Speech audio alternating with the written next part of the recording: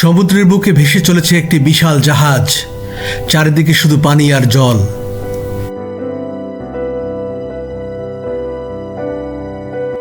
হঠাৎ করে কয়েকটি নাবিক ডেকে পা পিছলে সমুদ্রে পড়ে যায়।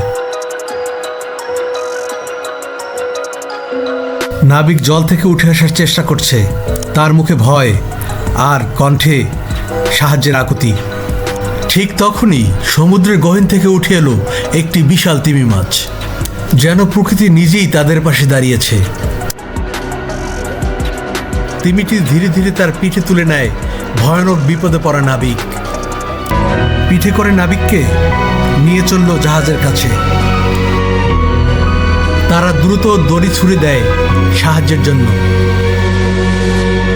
তিমিটি শান্তভাবে আবার জলে ডুবে যায়, যেন সে এসেছিল শুধু বাঁচাতে।